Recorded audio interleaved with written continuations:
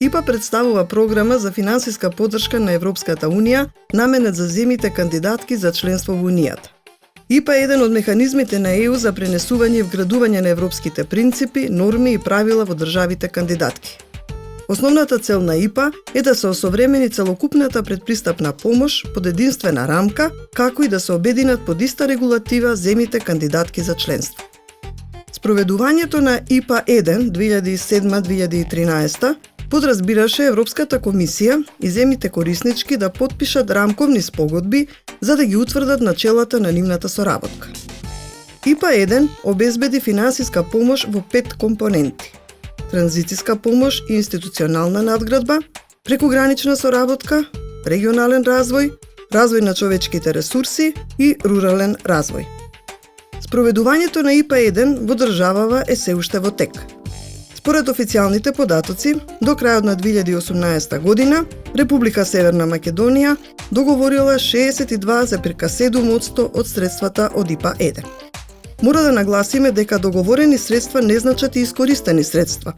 Процентот на искористеност на ИПА средства е од исклучителна важност, затоа што искористеност на фондовите е клучен показател за квалитетот на реформите. ИПА продолжи да функционира и во периодот 2014-2020 и е позната како ИПА 2. За разлика од ИПА 1, во ИПА 2 компонентите се заменети со области на действување и секторски пристап во управувањето со овој инструмент.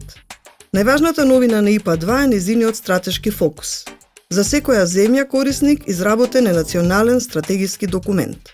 Всушност ЕУ им обезбедува собственост на државите преку интегрирање на нивните агенди за реформи и развој. Ваквиот начин на програмирање подразбира земите кориснички да имаат стратешка цел и акциски план. Процесот на програмирање треба да биде подготвен и прифатен од сите партнери.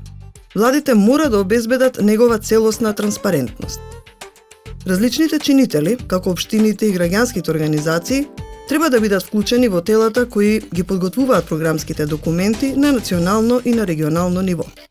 ИПА 2 е насочена кон реформи во рамки на секторите кои покриваат области тесно поврзани со стратегијата за проширување, демократија и управување, владење на правото, раст и конкурентност.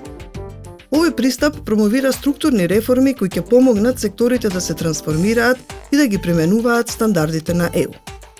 Приоритетни сектори според ревидираниот национален стратегиски документ се демократија и владење, владење на правото и темелните права, животната средина, транспортот, конкурентноста и иновациите, образованието, вработувањето и социјалните политики, земјоделството и руралниот развој, прекугранична соработка. ИПА 3 е дизајнирана да го максимизира влијанието на ударните иницијативи предвидени со стратегијата, да даде помош во процесот на трансформација на Западен Балкан, да воведе програми за економски реформи, како и да го обнови фокусот на реформите неопходни за идно членство во Унијата.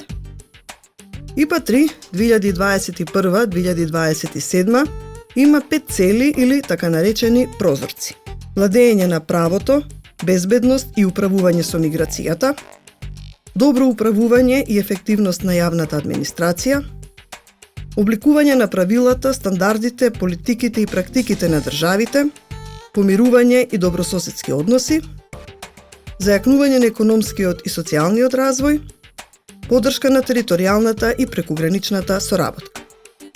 Програмирањето се темели на приоритети и теми и затоа нема да има однапред утврдени финансиски средства, посебно за секоја од државите кориснички. Секоја од земјите ќе мора да се надпреварува со другите држави за да обезбеди финансиски средства во рамки на ИПА 3.